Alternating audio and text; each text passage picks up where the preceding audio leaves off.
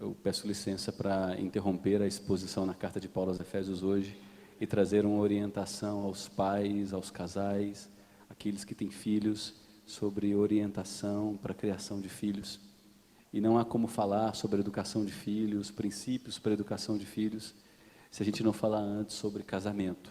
Porque o que nossos filhos mais precisam é de um lar onde um homem e uma mulher fazem de tudo para fazer o casamento dar certo.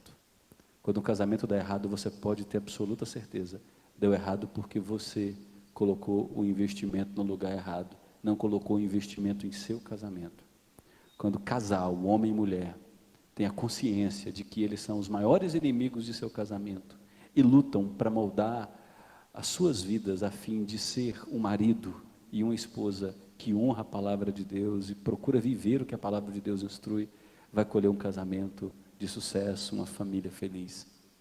Pastor Jeremias Pereira fala muito sobre casamento, postou um artigo na internet, eu fiz uma rápida adaptação, e ele diz que o maior adversário do casamento não é o divórcio, é você desanimar do seu casamento, porque o desânimo rouba a esperança das pessoas, o desânimo drena as energias. Quando você deixa de acreditar em algo, você deixou de sonhar, você tirou o seu coração daquele projeto e aquele projeto fracassa.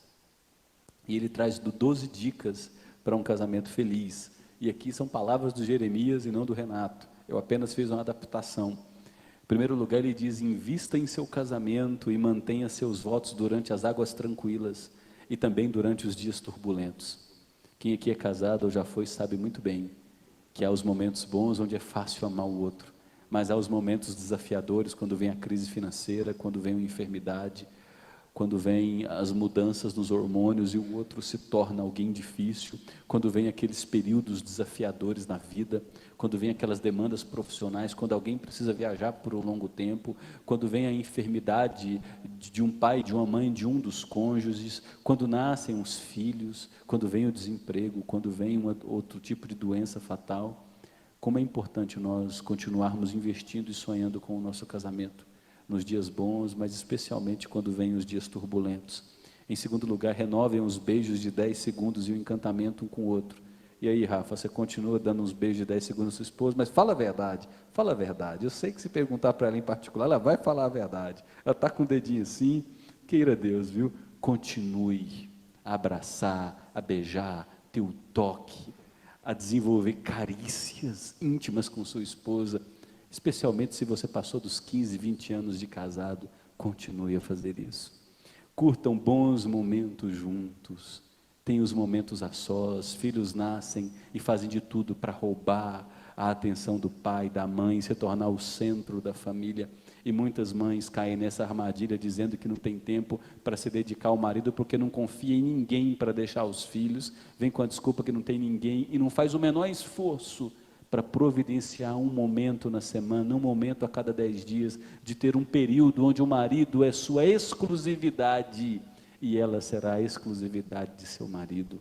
Então construam bons momentos juntos, orem juntos, especialmente quando vocês não souberem o que fazer, que direção seguir, quando vocês tiverem que tomar uma decisão difícil, orem juntos, curtam juntos os filhos, os netos, os amigos, a igreja, filmes, passeios, curtam juntos, criem momentos de boas risadas. A gente às vezes constrói um lar sisudo e a gente ri com os outros, mas não ri com a mulher, não ri com o marido, não ri com os filhos.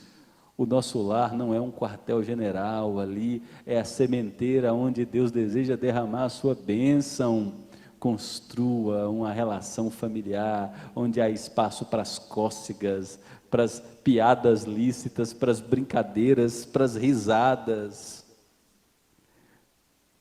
Belisquem o outro intencionalmente, cuidado, viu? Nós temos um presbítero aqui, o Saulo, que se fizer isso com a esposa, é capaz dele não ficar vivo depois do beliscão.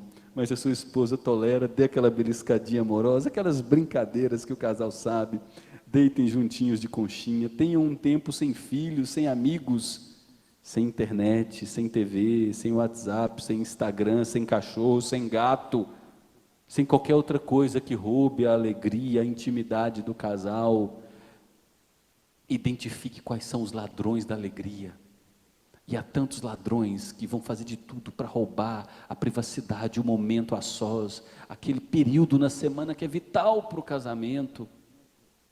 São tantos os ladrões da alegria, e você vai precisar dizer não a todos eles para o bem do seu casamento. Valorizem um ao outro, valorize mais as qualidades que as limitações ou os defeitos. Casamento é uma complementariedade. O problema é quando a gente quer que o outro se torne semelhante a nós, e a gente começa a apreciar somente aquilo que é parecido com a gente, e colocar defeito em tudo que a gente gostaria de mudar no outro. O outro não foi colocado em sua vida para ser transformado à sua imagem e semelhança, ou não para atender aos seus caprichos. O outro foi colocado para ser seu parceiro de vida, seu companheiro, com suas limitações, com seus acertos, para ser amado, para vocês construírem um projeto de vida juntos. Respeite o outro com suas particularidades, com suas diferenças, demonstre amor, gentileza, mimos e bons modos, e aqui inclui: saiba conversar com seu cônjuge, saiba tratar seu marido com respeito, saiba tratar sua esposa, não denigre a imagem da sua esposa na frente de amigos, de conhecidos, não faça piadinhas envolvendo sua esposa, o peso da sua esposa na frente dos filhos, na frente de amigos. Respeite sua esposa como parte mais frágil, respeite a autoridade de seu marido, especialmente se você complementa a renda em casa e eventualmente recebe um salário maior que o seu marido. Respeite a autoridade do seu marido em casa como líder espiritual que Deus colocou naquele lar. Tenha gentileza, dê mimos, seja amigo, companheiro e amante. Caminhem juntos, pratiquem um esporte juntos, tenham um momento onde vocês possam compartilhar das coisas boas, das dificuldades, abrir o coração, falar dos desequilíbrios emocionais. Tem dia que a gente está mal, tem dia que a gente está bem. Tenha seu marido, sua esposa como pessoa para quem você pode se aconselhar, se abrir, buscar refúgio. Evitem decisões unilaterais. Vocês são não tome decisão não, só você. Vocês agora são interdependentes, não mais independentes, foram unidos e são agora uma só carne. Ah, mas aqui é assim, o meu marido tem um salário dele, eu tenho o meu, eu pago minhas contas, ele paga as dele. Não é assim não, são uma só carne, é um projeto financeiro, é um projeto familiar. Sentem, coloquem as finanças dele, as finanças dela, somem tudo e administrem um projeto familiar. Vocês são uma família, não são mais independentes.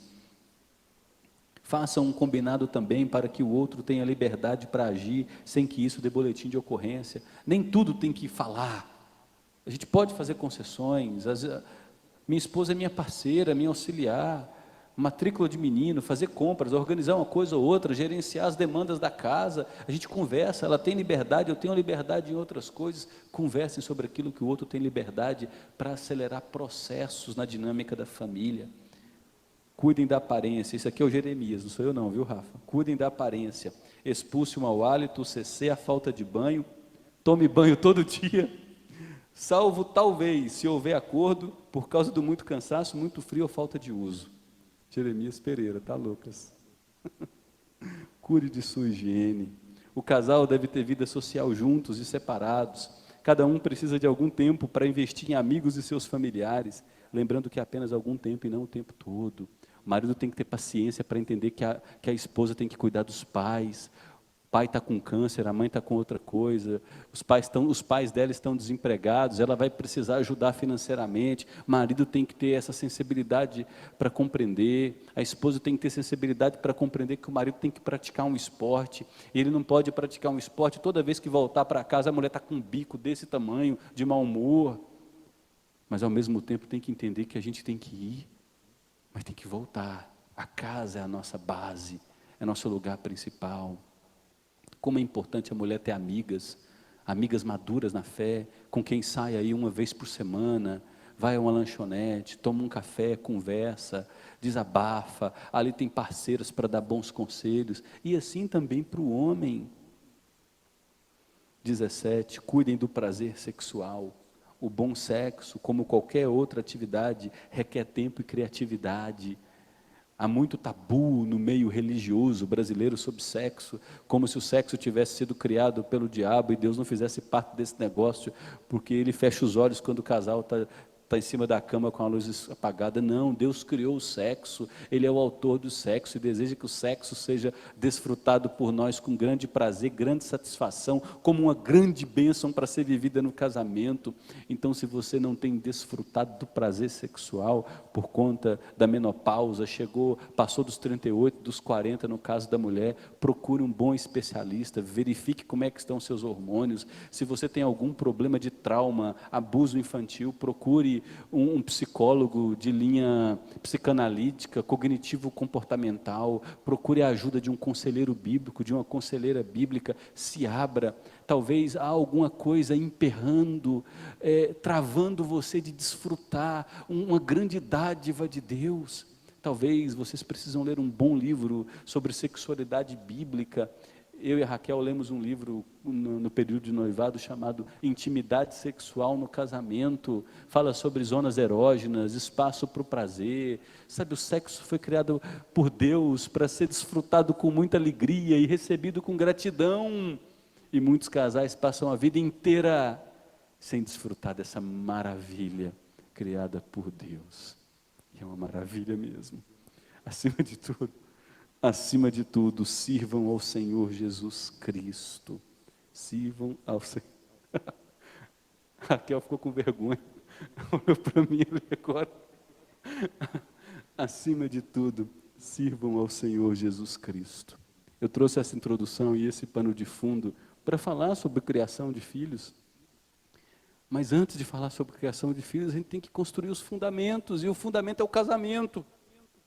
Se não há casamento, tudo vai ruir. Se há um casamento ruim, coitado dos nossos filhos, a criação deles já está prejudicada em 90%. Vão crescer cheios de feridas, machucados, sem referencial. Se cresce sem a presença do homem, sem a presença da mulher, se cresce em um lar onde é um inferno de se estar, só briga, contenda, desrespeito. Meu Deus, essa criança vai crescer, vai precisar de psiquiatra, psicanálise, medicamento, vida torta. Só a graça de Deus para livrar essa criança. Então, a primeira coisa, a gente conversa sobre casamento, antes de conversar sobre recomendação para a criação de filhos. Vamos ver alguns princípios bíblicos a respeito da criança. O primeiro deles é que filhos são herança do Senhor.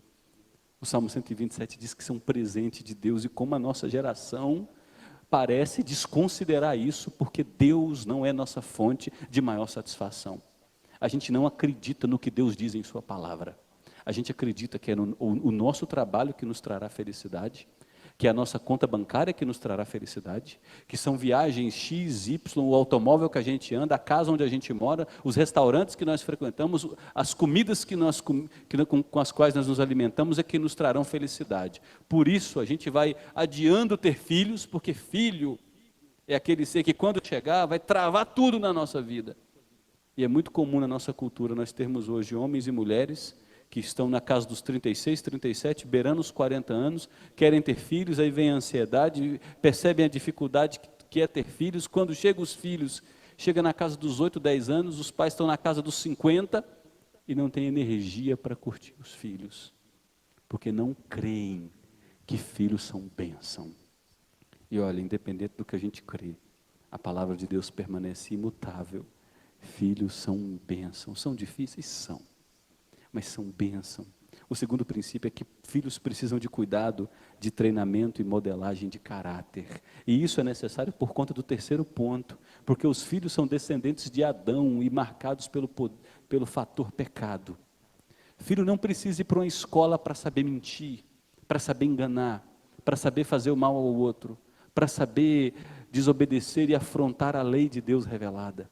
Filho já nasce com a marca do pecado em seu gene. Filho já nasce com o veneno da serpente, da queda, correndo em suas veias. Portanto, precisa ser treinado, moldado, discipulado, acompanhado. Os pais são colocados por Deus na vida dos filhos para serem paidagogos. De onde vem nossa palavra pedagogia, do grego paidagogos. É aquela pessoa contratada no Império Romano do primeiro século, buscava a criança em sua casa, pegava nas mãos e andava com aquela criança pelas ruas da cidade até a escola, protegendo-a do perigo. Porque era uma prática muito comum na cultura, a pedofilia, sequestro, a homossexualidade liberada. Então a criança corria muitos riscos. E o pai da Gogos pegava a criança pela mão pequenininha e a protegia pelo caminho. E ao chegar na escola, lhe orientava para a vida. E os pais foram colocados como pai da Gogos na vida dos filhos. Protegerem do perigo, moldarem o coração e orientarem para a vida. Esses são alguns princípios bíblicos bem básicos. Filhos podem nos dar diversas possibilidades. A primeira delas, e é lamentável isso, é que filhos podem trazer alegria ou serem fonte de grande tristeza. Quando Adão e Eva são expulsos do paraíso, nasce Abel. É possível que Eva tivesse a esperança de que por meio de Abel, Deus cumpriria sua promessa de esmagar a cabeça da serpente, mas sua promessa é frustrada por uma tragédia familiar, quando o próprio irmão assassina Abel. Note Esaú e Jacó, mentira, engano, roubo na família, vingança, desobediência aos pais. Filhos podem ser fonte de alegria, como trazer muita tristeza. É possível que em toda família exista um Caim, exista um Abel. É possível que toda família precise, lamentavelmente, enfrentar o momento da dor por conta das más escolhas de um filho. Mas é importante a gente olhar esses casos, todos eles são construídos pelo exemplo ruim de pais. Todos os casos que a gente vê nas escrituras de filhos que lá na frente escolhem um caminho torto, tem pais que deram péssimos exemplos. Note Jacó, pai de José. José foi vendido pelos irmãos que mentiram para o próprio pai. Quem foi Jacó? O que os filhos viram de Jacó? Um cara que trabalhava da hora que o sol nascia até 11 horas, meia-noite. Jacó ficou rico, a obsessão dele era ficar rico. Jacó era um homem que tinha 4 mulheres, tinha 2 esposas e ainda dormiu com as 2 empregadas das esposas. Teve aí 12 filhos. Os filhos cresceram num lar com muita fofoca, com um pai distante, um pai egoísta. Note só as referências desses meninos, péssimos pais. E filhos também podem dar uma bela continuidade à história de seus pais. Você se lembra de Isaac, filho de Abraão, amava a Deus, piedoso, esperou para se casar na hora certa. Você se lembra de Timóteo, foi instruído por sua avó e por sua mãe, Lóide e Eunice, cresceu, se identificou com Deus, seguiu um caminho de justiça, se tornou um pastor, um menino íntegro. Filhos também podem ser fonte de grande felicidade. E filhos, por fim, são flecha. Como os pais precisam entender isso? Há muitos pais que não constroem uma relação profunda entre marido e mulher, porque ou o pai ou a mãe direciona toda a sua atenção para um dos filhos ou para os filhos, aí os filhos crescem e voam, e aí começa a experimentar a dor do ninho vazio. Então, pais, se preparem para esperar seus filhos voar, e vocês se prepararão vivendo uma vida conjugal próspera, feliz. Viajem juntos, só vocês dois. Saiam juntos, só vocês dois. Namorem. Deixem seus filhos saberem, mulher, mãe, que o seu marido é mais importante para a sua vida que os filhos. Porque o que dará segurança aos filhos, aos seus filhos, especialmente à sua filha, são eles saberem que a pessoa mais importante em sua família é o seu marido. Porque os filhos vão voar. Quem vai ficar com você é o seu marido. Então comece a construir hoje uma rica relação conjugal. Filhos são flecha. Preparem-se para vê-los voar. Você imagina, você quer ter um homem de 35 anos dentro de casa jogando videogame, com você trabalhando o dia inteiro depois de velho para sustentar? Você quer ter uma mulher com 40, 45 anos dentro de casa, porque nunca cresceu, porque é a filhinha da mamãe? Você não quer isso. Você sabe que isso é antinatural. Então treine seu filho para viver para a glória de Deus. Emancipe seu filho para olhar para o mundo, enxergar que o mundo é saturado de inimizade contra Deus, mas treine seu filho para viver como cidadão de justiça nesse mundo caído.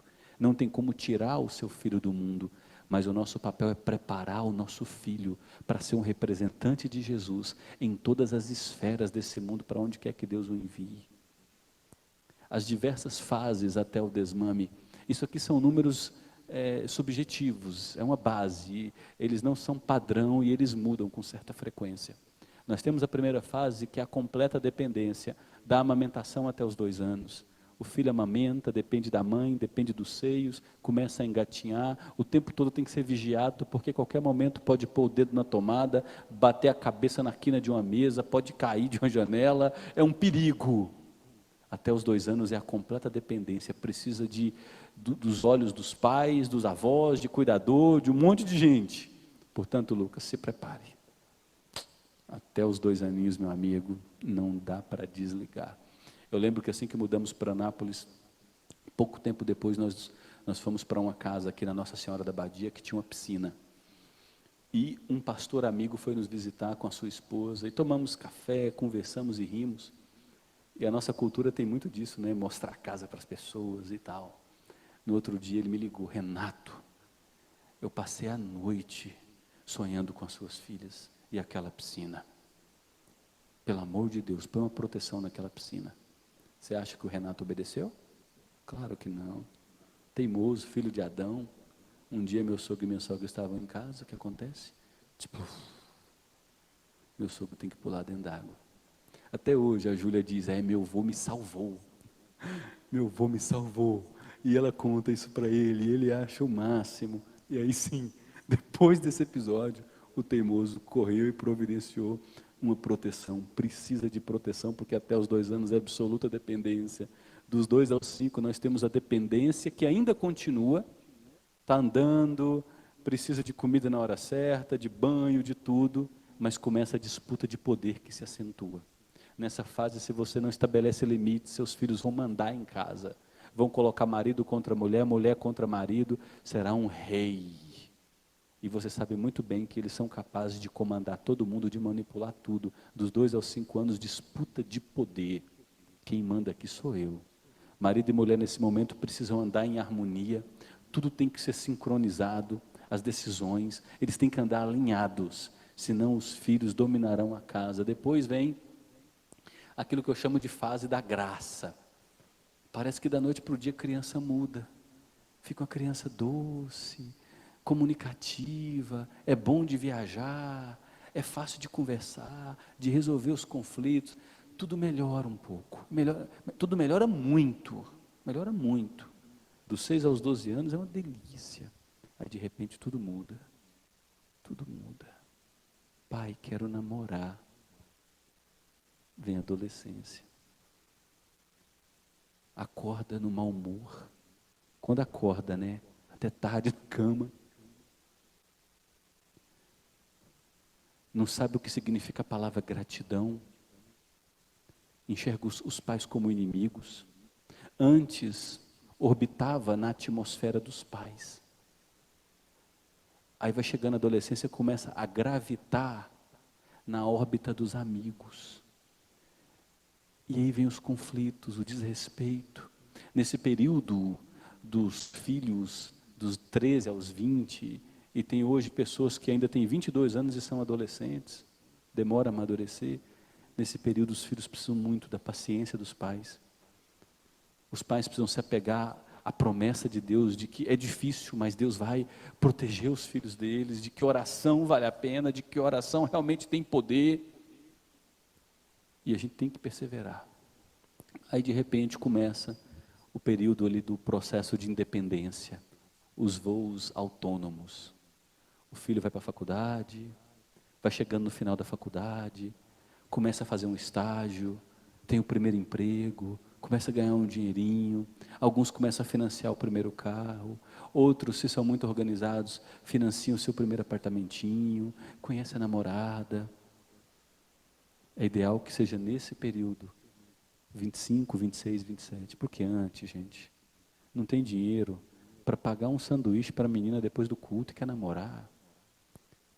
Menina, se você tem 14, 15, 16 anos, pelo amor de Deus, está na hora de você estudar, está na hora de você se qualificar. E outra coisa, O seu namorado tem que pedir dinheiro para o pai e para a mãe para te pagar um sanduíche? Você acha que isso é futuro para você? Então aguenta as pontas, segura a barra, creia na promessa de Deus e espere o tempo certo de cada coisa para a sua vida. Quem atropela processos lá na frente se arrepende. Isso é inevitável. E aí o processo de dependência se fortalece. 28 a 32 anos, terminou o curso superior, tem uma pós-graduação, está no mestrado, terminando o mestrado, estudando para um concurso, passou num concurso, se é outra área, se estabeleceu no mercado profissional, ou é um eletricista, ou é um mestre de obras, ou é um pedreiro, ou é uma enfermeira, ou é um odontólogo, ou é uma advogada. E aí começa a ganhar um dinheirinho, planeja o noivado, planeja o casamento, curte um pouquinho, faz uma viagem, casou, engorda um pouquinho, os 2 primeiros anos de casado, engorda ali seus quilinhos, e aí vem os filhos, no início da idade adulta. Essas são as fases, que varia de pessoa para pessoa, em alguns contextos culturais. E qual é o desafio dos pais até os 26 anos? Os 26 anos de idade dos filhos. O primeiro desafio é a coerência entre a fé e prática. A linguagem que falará mais alto para os nossos filhos é a coerência em casa. Você pode vir para a igreja todo domingo, mas se você for igual àquela família onde está uma guerra, antes do culto é uma gritaria, é um desrespeito, porque é atraso, o cara está deitado em cima do sofá, vendo o jogo dele, e aí a mulher está lá banhando os meninos sozinha, aí o menino faz cocô, e ela limpa, e tem que esquentar a janta, e o marido não está nem aí, e não quero chegar atrasado para o culto não, ainda exige. Aí entra no carro, e está todo mundo nervoso, e começa aquela briga, e aquela coisa toda, chega no estacionamento da igreja, põe a Bíblia debaixo do braço, é a casa do Senhor.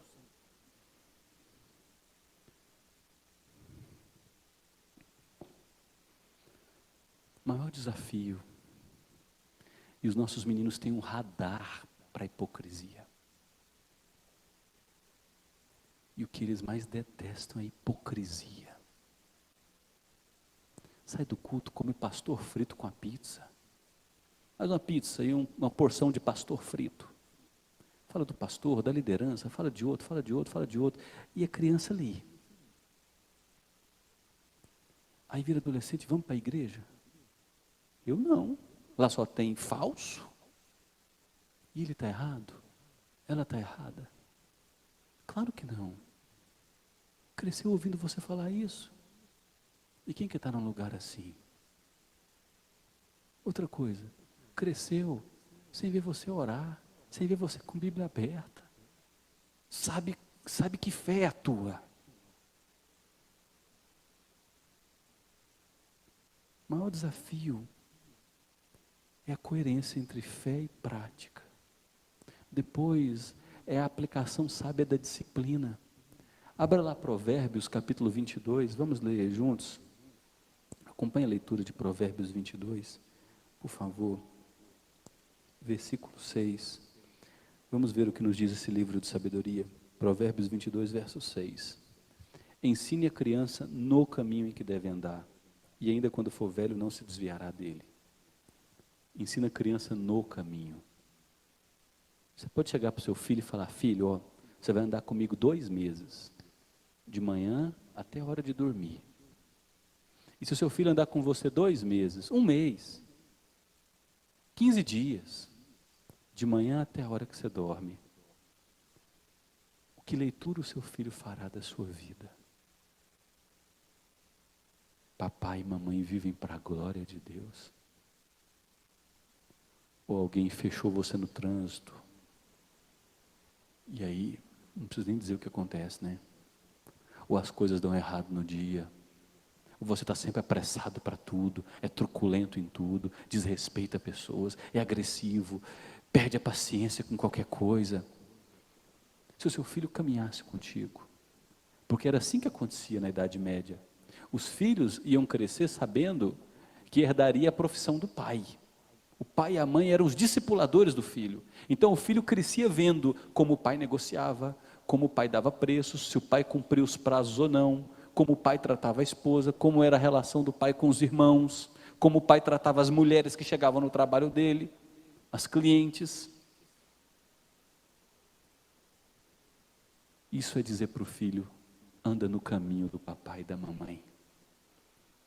E se esse caminho for coerente, tenha certeza que vai deixar raízes, impressões no coração do teu filho e da tua filha.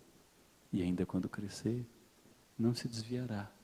Virão os tempos difíceis, mas não se desviará. Olha o versículo 15 de Provérbios 22, o que nos diz: a tolice está ligada ao coração da criança, mas a vara da disciplina a afastará dela. Há momentos em que uma conversa resolve. Você senta, olha nos olhos, na hora que você está calmo, nada de berro, de histeria. Mas há outros momentos onde precisa de uma pressão, de umas boas palmadas, de uma vara, no jeito certo, com amor, sem agressão, sem ira. E quem está irado já perdeu a razão. O objetivo da disciplina é moldar o coração da criança, é alcançar a consciência. A vara da disciplina é um meio leve, apenas para dizer: olha, como um pai que ama o filho, eu estou disciplinando você para que você tenha vida, e vida em abundância. Passe aí Provérbios 23, versículo 13, uma página de Provérbios 23, versículo 13, olha o que nos diz a palavra do Senhor. Não deixe a criança sem disciplina, porque se você castigar, ela não vai morrer. Olha lá para Provérbios 29, versículo 15, o que nos diz: a vara e a disciplina dão sabedoria, mas a criança entregue a si mesma envergonha quem? A sua mãe. Aqui, mãe, a gente nota a importância de seu papel no ato de moldar a consciência de seu filho e de sua filha, porque uma criança entregue a si mesma é vergonha para a mãe. O princípio do texto é que o pai sai para trabalhar, está boa parte do tempo fora, e a mãe acaba se envolvendo no processo de nutrir o coração da criança. Então, por ela ficar mais tempo com a criança, nessa cultura oriental, ela é responsável pela disciplina. Você já deve ter visto aquela cena patética de uma mãe num shopping, num supermercado, com uma criança no chão esperneando. É vexatório. Quando você vê uma cena daquela, você sente a vergonha por quem? Pela criança ou pela mãe? É pela mãe. O outro desafio é proteger os filhos de si mesmos e das influências hostis. Provérbios 1-5, de maneira muito prática, ensina os filhos: olha, ouça a instrução do seu pai, escute o que a tua mãe está te dizendo, isso vai ser vida para você. Provérbios ainda ensina: olha, cuidado com o sexo fácil, cuidado para você não se entregar à sexualidade corrompida. Provérbios chega a dizer o seguinte: olha, se você está andando pela rua e vê uma menina muito bonita, muito bem perfumada, e ela está te olhando, te seduzindo, te chamando para a cama dela, cuidado com esse caminho, porque é um caminho para a morte. Cuidado. Olha para a formiga e aprenda com ela a trabalhar com diligência, com responsabilidade. Então o desafio até os 26 anos é proteger os filhos de si mesmos e de influências hostis. Dizer para os meninos: oh, você não vai andar com esse amigo, você não pode andar com essa amiga, está fazendo mal a você. E tomar decisões, ficar atento nesse período da adolescência que é muito perigoso, para proteger os filhos de influências hostis. Orientações nos pontos críticos da vida. O papel do pai é muito importante nesse momento. Ensinar o filho como tratar uma mulher, como trabalhar, a honrar compromissos, a honrar a palavra dada, a falar a verdade. Ensinar a mãe, ensinar a menina a honrar o seu corpo, a ter zelo pelo seu corpo. Quando eu e a Raquel namorávamos, ela dizia o tempo todo para mim, com grande frequência ela falava: minha mãe sempre disse para mim: olha, teu corpo é templo do Espírito Santo, teu corpo é templo do Espírito Santo, teu corpo é templo do Espírito Santo, e pela graça de Deus, eu e a Raquel nos casamos, e ela conservou o seu corpo como templo do Espírito Santo, porque as palavras da mãe ajudou a protegê-la nos momentos mais difíceis da vida. Há filhos que estão se perdendo, mas o pai está fascinado por sucesso. Está fazendo hora extra quando tinha que estar em casa. Está pensando na viagem daqui 6 meses, quando o filho está se perdendo hoje. Tem coisas terríveis acontecendo dentro da sua casa, com o seu filho com o smartphone na mão, dentro do quarto, debaixo do seu nariz, e você não está vendo. Você precisa voltar para dentro de casa. Você não pode entregar celular para uma criança de 6, 7 anos, não. Que história é essa? Porque tem 15 anos, tem que ter um smartphone. Tem que ter perfil livre em redes sociais. Você sabia que é muito comum hoje os nossos adolescentes se automutilarem? Eu trabalhei como capelão no Colégio Álvaro de Melo, da Associação Educativa Evangélica em Séries. E o que eu mais precisava aconselhar eram meninos lindos, filhos de classe média alta, que iam para a escola num sol de 38 graus com blusa de manga comprida. Chegavam na minha sala, e dava dó, levantava a blusa, tudo cortado, porque não tem curtida suficiente nos posts, porque não se sente engajado na rede social, porque é humilhado no mundo virtual, e é sozinho no mundo real. Você sabia que há meninas lindas, porque pai não impõe limite, escravizadas a pecados sexuais terríveis? Antigamente a gente imaginava que eram só os meninos, porque a gente é herdeiro de uma cultura machista, só os meninos é que tinham problema com pecados sexuais, masturbação. Isso hoje é algo, infelizmente, presente na vida das nossas meninas, e está debaixo dos nossos narizes. Adolescentes com pensamento suicida, porque o pai saiu de casa, quarentou, mas continua sonhador com cabeça de adolescente. Mas tem que deixar as coisas de menino.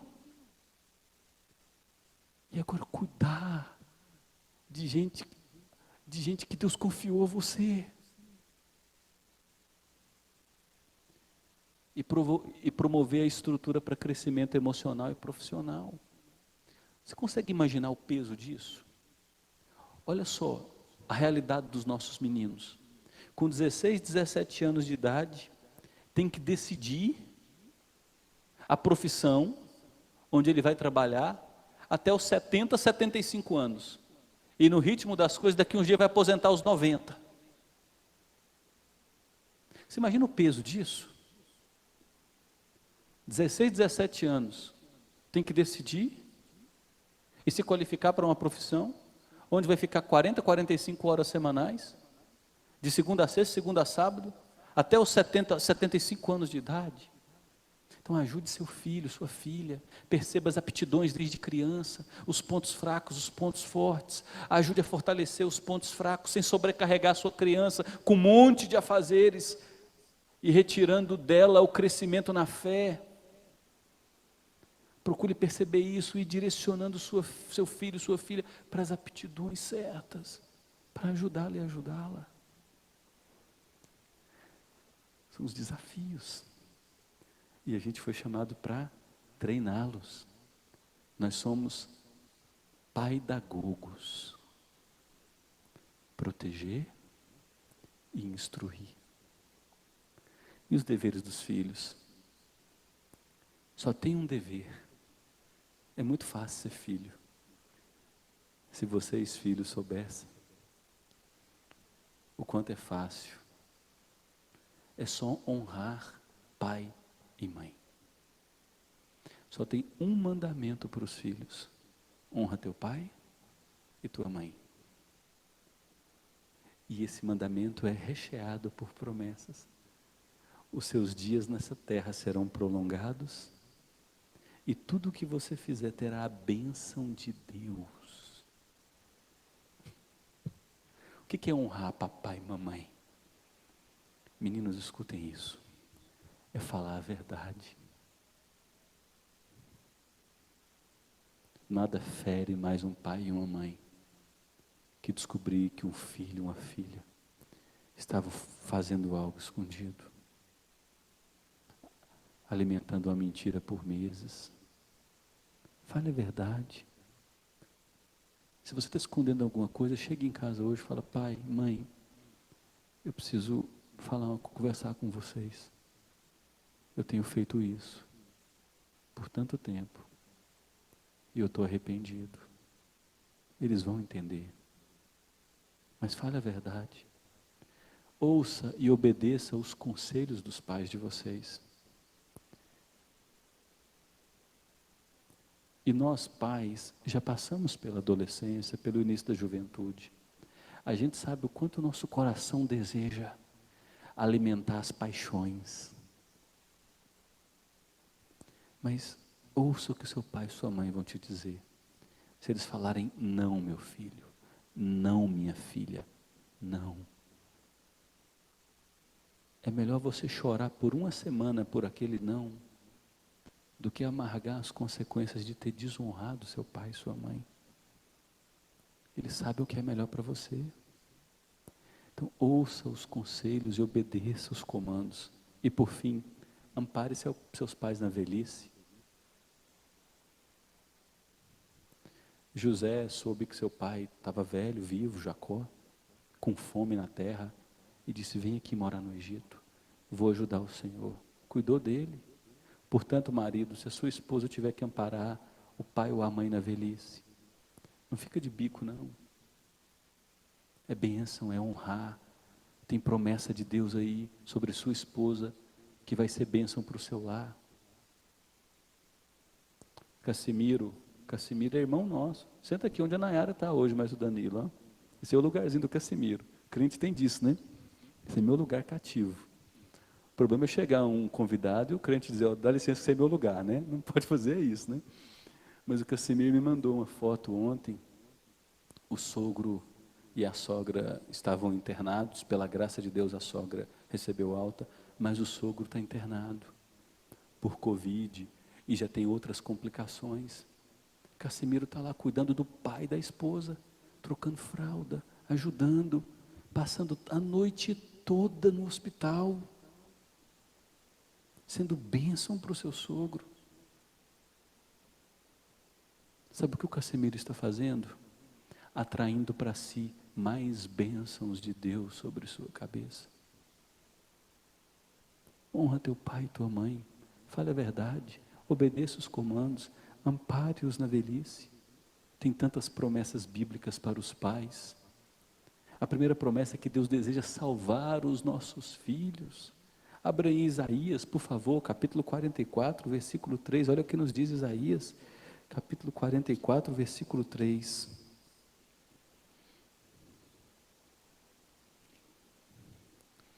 Porque derramarei água sobre o chão sedento, e torrente sobre a terra seca, derramarei o meu espírito sobre a tua posteridade e a minha bênção sobre os seus descendentes.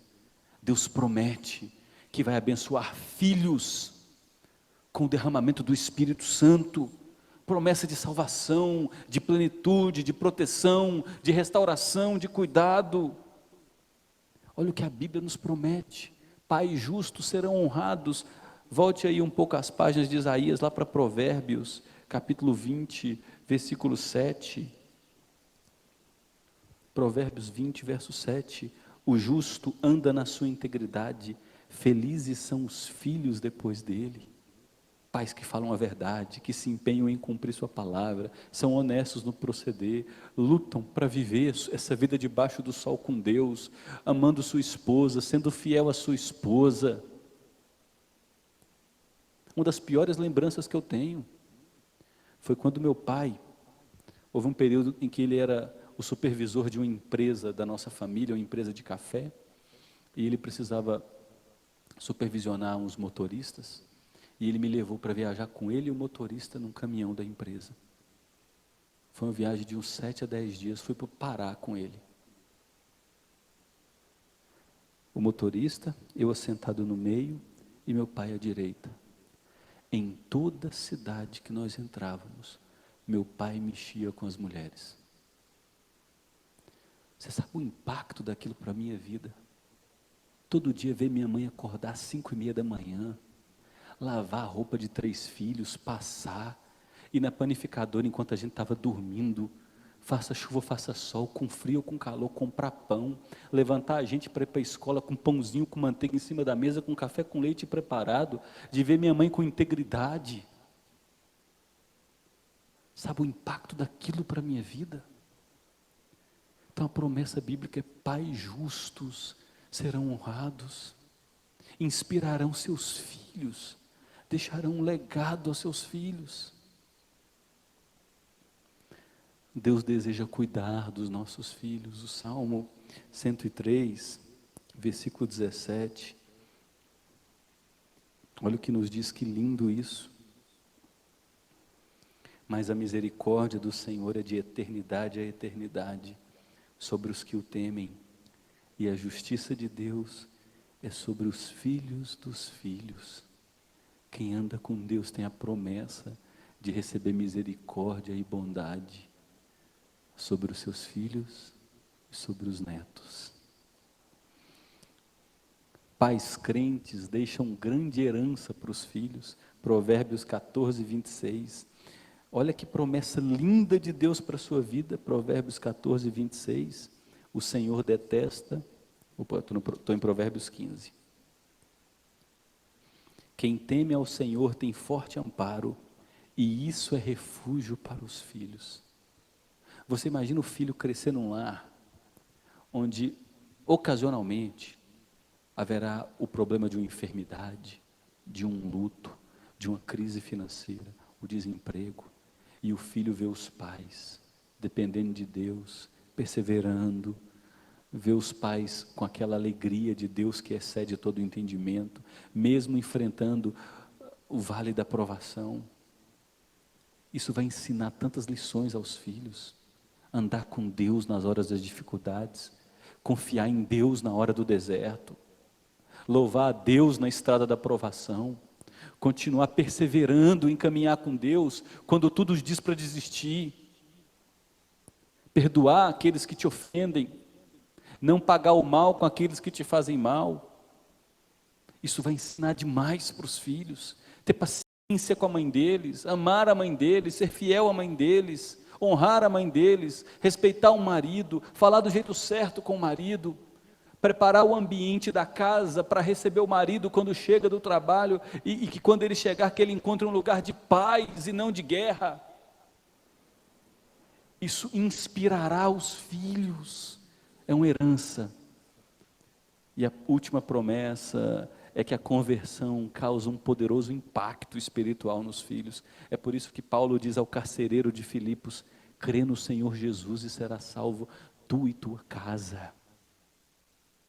Quando nós nos convertemos ao Senhor Jesus e procuramos andar em seus caminhos, em obediência à sua palavra e amadurecer nele, isso impactará nossos filhos. Porque nossos filhos verão nós lutando contra o pecado, nossos filhos verão mudança de vida, mudança nas atitudes, mudança no jeito de trabalhar, no jeito de falar. Nossos filhos experimentarão a transformação do lar, e eles saberão que toda transformação que recebemos vem de Deus. E quem não quer viver debaixo das asas amorosas desse Deus, que derrama sobre nós bênçãos sobre medidas? Então, a conversão causa um poderoso impacto na vida dos filhos. E por fim, eu quero trazer alguns princípios finais. O primeiro deles, gente, a maior herança que podemos deixar para os nossos filhos é o testemunho de uma vida cristã íntegra. Ok. Se existe algo para onde eu devo concentrar minha atenção, é o quê? É viver a integridade da minha fé com as ações. E na verdade não tem como a gente viver de outro jeito. A maneira como você e eu vivemos revela toda a nossa teologia, se é boa ou se é ruim. A nossa vida é uma vida em teologia. A nossa vida é uma prática de teologia. A pergunta é: a sua vida revela que você é fundamentado numa má teologia ou numa boa teologia? Você é aquela pessoa de estupim curto, que só resolve tudo na gritaria, é histérica, é desonesto, não cumpre prazos, é infiel. Você sabe que você está construindo sobre uma péssima teologia. Você é alguém dominado pela mansidão, longanimidade, paciência, bondade. Você busca diariamente se encher com as virtudes do Espírito Santo. Você procura crescer a imagem de Jesus, olhando para Jesus. Boa teologia. Isso vai se evidenciar na prática. O primeiro princípio é esse, a maior herança. Ah, mas minha filha queria ir para a Disney nos 15 anos, é o sonho dela. Ah, eu vou trabalhar, fazer hora extra por 10 anos da minha vida. Meu querido e minha querida, não caiam nesse conto. O que a sua filha precisa é de um pai e de uma mãe que se amam e amam a Deus.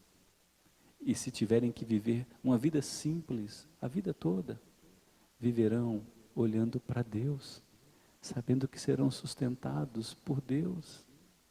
Deus dá a riqueza, Deus concede a pobreza, Deus faz aquele que tem visão e Deus faz o surdo. Deus dá a vida e Deus tira.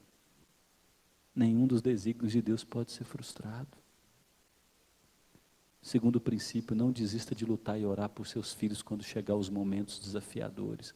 Tenha paciência, tenha paciência, tenha paciência. Não deixe de amar seu filho, não deixe de lutar por sua filha, não deixe de querer aconselhar sua filha, não deixe de querer buscar o seu filho, não deixe de crer na restauração do seu filho e de sua filha. Suas orações são um instrumento que Deus determinou para a restauração de seus filhos. Deus nos concedeu filhos para serem fontes de grande prazer. Portanto, brinque com teu filho, beije teu filho, morda teu filho, curta teu filho. Se você trabalha até às 5 da tarde, não fique até às 6. Se você trabalha até às 6, deu 6 horas, vai para casa. Fica com a tua esposa, fique com os teus filhos. Vai voar, vai voar. Aproveite teus filhos. Não seja aquela presença sisuda dentro de casa. Tem homens que quando chegam em casa, os filhos já sabem, acabou a alegria.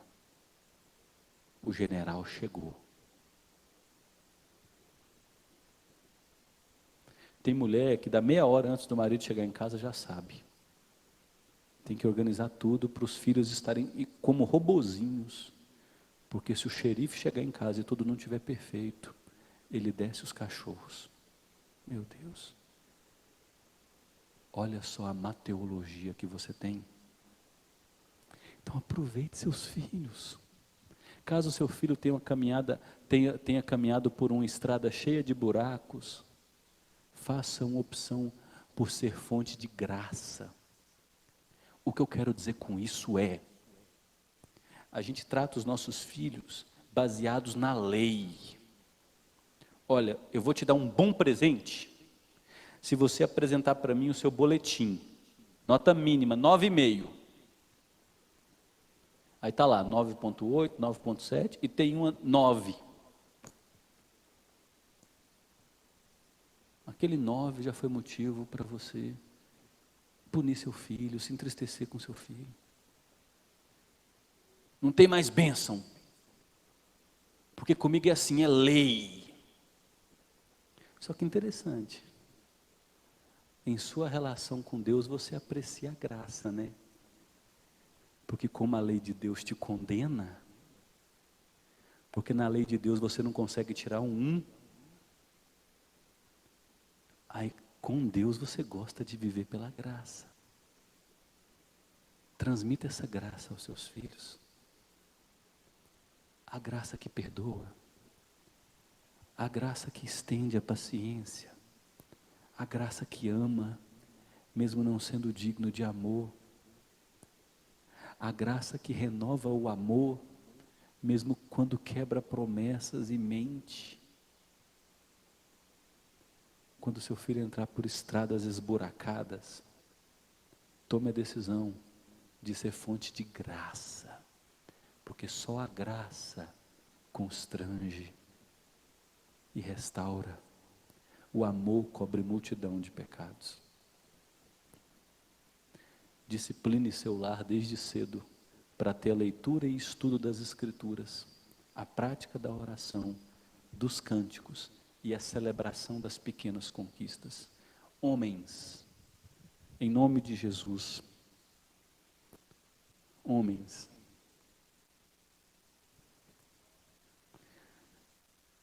vocês foram chamados para ser homens, líderes espirituais de sua casa. É você quem tem que chamar a sua família para ler a Bíblia, para cantar, para orar. Não tem segredo não. Desliga um pouco a televisão. Tira um hobby e se concentre nesse privilégio que Deus te concedeu. Liderar seu lar. Você vai colher tantas bênçãos disso. Pare de justificativas. Chega de preguiça espiritual. Você está oferecendo para os seus filhos carne podre, quando você deixa de conceder a eles o tesouro do céu que vem dos cultos domésticos. E você pode fazer desse momento algo muito agradável. Eu lembro que quando nós morávamos em Séries, umas 2 vezes por semana, nós colocávamos os cães que a gente tinha dentro do carro. Nós tínhamos um pincher e um labrador enorme. Entrava no carro, eu, a Raquel e o Marcelo, não tinha as meninas. Aí nós subíamos uma serra, pertinho da cidade. Subimos essa serra, e lá em cima na serra, nós nos assentávamos numas pedras, víamos o pôr do sol, e nós estudamos lá no topo daquela serra, lembra, meu bem? O livro de Eclesiastes, no topo de uma serra. Dá para ser muito dinâmico. Lute para ganhar o coração do seu filho, quando chegar a época de viver em bandos. Lute para ganhar o coração do seu filho, quando chegar a época de viver em bandos. Vai chegar. Você não será mais o queridinho. Ô papaizinho, mamãezinha, te amo. Vai passar. Ganhe o coração do teu filho. O Marcelo sabe que lá em casa as portas estão escancaradas para os amigos do curso dele irem lá para casa. Como vão direto. Pai, os meninos podem vir aqui para casa assar uma carne? Não pode, não, deve. Eu e a Raquel queremos os amigos do Marcelo lá em casa. Quanto mais vezes, melhor. Para a gente não só observar os amigos, mas para a gente também poder ajudar esses meninos. Muitos deles vindo de lugares diferentes e precisando de ajuda. Ganhe o coração do seu filho. Lembre-se da graça de Deus. E trate seu filho baseado na graça e não na lei. E por fim, lute para ter um bom casamento. Eu nem sei se eu posso dizer isso, mas talvez eu apagaria tudo. E se você pudesse ir embora com um princípio, seria esse aqui. Lute para ter um bom casamento.